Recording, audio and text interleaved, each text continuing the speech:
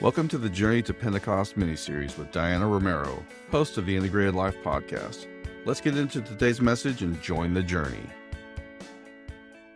Hi, everyone. Thank you so much for joining again today on our journey. Hopefully you had a good reflection day yesterday. Today we meet Jesus by the Sea of Galilee. Just as Jesus promised, he met his followers in Galilee after his resurrection. We read this in John 21, 1 through 14. Later, Jesus appeared to his disciples beside the Sea of Galilee. This is how it happened. Several of the disciples were there: Simon Peter, Thomas, nicknamed the twin, Nathanael from Cana in Galilee, the sons of Zebedee, and two other disciples. Simon Peter said, "I'm going fishing." "We'll come too," they all said. So they went out to the boat, but they caught nothing all night. At dawn, Jesus was standing on the beach, but the disciples couldn't see who he was. He called out, "Fellows, have you caught any fish?" "No," they replied. Then he said, "Throw out your net on the right side of the boat, and you'll get some." So they did, and they couldn't haul in the net because there were so many fish in it.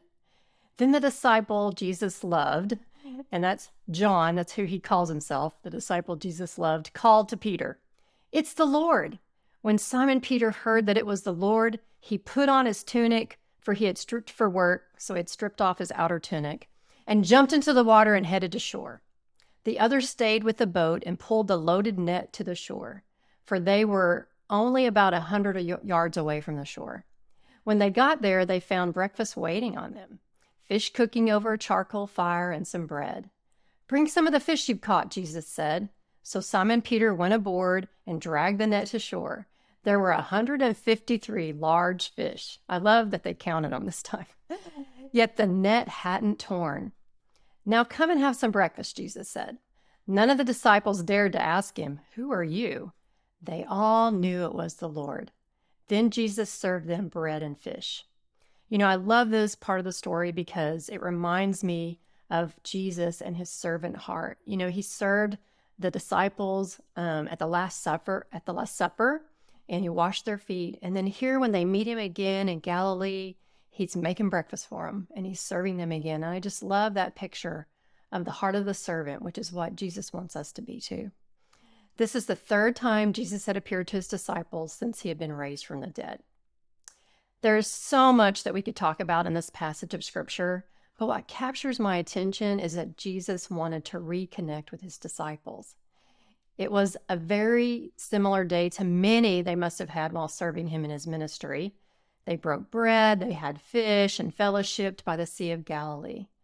I once did a study on the word Galilee and found that the word in Hebrew means circle, turning like a wheel.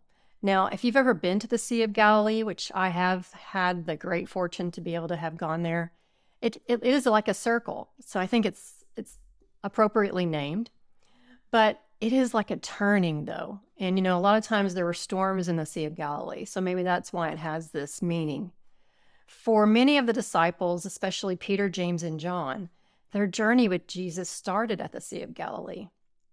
They were fishermen and working by the sea the day that Jesus called them. On this day, after Jesus had fulfilled what he had promised, they were here again. You might even say they had come full circle. Maybe Jesus was a little nostalgic, wanting to have one last meal in this familiar place with his disciples before he ascended into heaven. He knew they would never be face to face on earth like this again. Jesus wanted time with his followers, just as he wants time with us today. He wanted to create special memories for them to cherish. In Revelations 3:20, it says, "Look, I stand at the door and knock. If you hear my voice and open the door, I will come in and we will share a meal together as friends." Wouldn't that be cool to share a meal with Jesus? And we can do that. This scripture is often used to talk about inviting Jesus in at a time of our salvation, inviting him into our heart. But I believe Jesus wants us to be invited into our lives throughout our walk with him. He wants us to have memorable moments where we remember our times with him with a smile on our face and with a longing in our heart to visit with him again.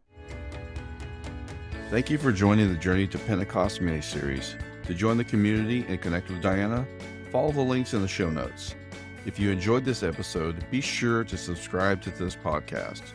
If you know somebody who should join you on this journey to Pentecost, we invite you to share this link with them and help us spread the good news.